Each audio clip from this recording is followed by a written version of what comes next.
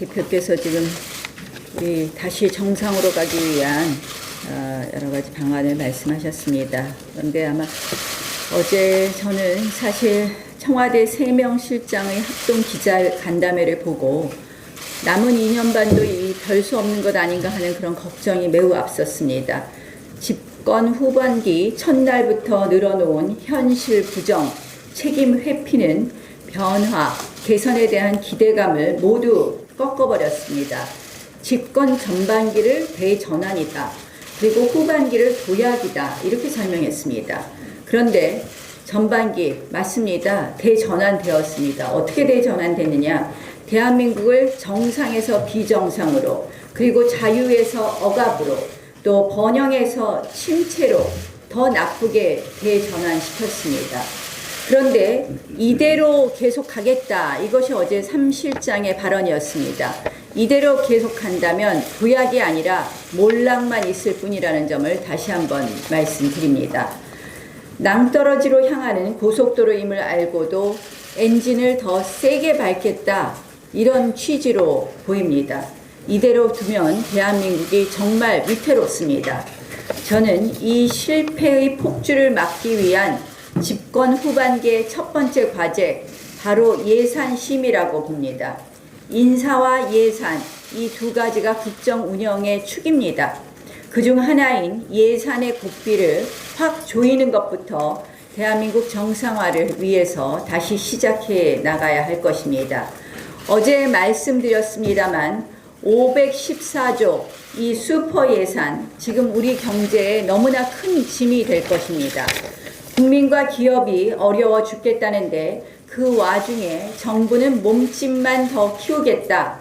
한마디로 대한민국을 과분수로 만들겠다는 것입니다. 이는 비단 우리 자유한국당만의 의견이 아닙니다. 국회 예결위 그리고 예산정책처 모두 국가 채무 증가와 재정 건정성 붕괴를 우려하고 있습니다. 반드시 필요한 민생, 안전, 경제 예산은 살리고 더 키우되 묻지마 과소비 예산은 반드시 삭감하겠습니다.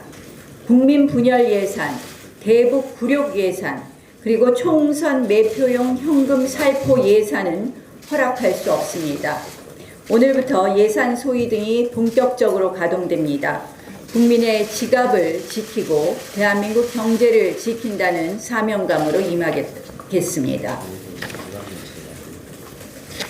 어제 청와대 회동에서 이 선거법 관련해서 다른 야당 대표의 발언을 들으면서 참으로 답답했습니다. 한마디로 협상과 협박을 구분하지 못하는 분께서 정당의 대표까지 맡고 있는 우리 정치 현실이 참으로 안타깝습니다. 선거법 개정안 협상, 자유한국당은 단 한 번도 피하거나 게을리한 적이 없습니다. 독자적인 의견과 안을 내고 이 모든 것을 포함해 논의하자며 협상다운 협상을 하자고 제안한 쪽은 오히려 자유한국당입니다. 연동형 비례제 생떼를 안 받아주면 안 된다며 협상판을 걷어찬 것, 그 걷어찬 쪽이 바로 야합 세력입니다. 상식적으로 협상이 뭡니까? 양쪽의 안을 두고 합의점을 찾아가는 것 아닙니까? 그런데 우리 당 법안에 대해선 그것도 법이냐고 이야기했습니다. 그것도 법이라고 폄훼한 우리 당 법안, 지금 모 방송사 여론조사에 따르면 국민의 지지를 가장 많이 받고 있습니다. 기억해 보십시오. 한창 협의 중인데 불법 사보임까지 해서 패스트트랙 태운 쪽이 누구입니까? 그리고 정개특위 다시 연장해서 논의하고자 하는데 긴급 안건조정위원회 제도를 한마디로 제도를 무너뜨리면서 날치기 처리 통과한 쪽은 누구입니까?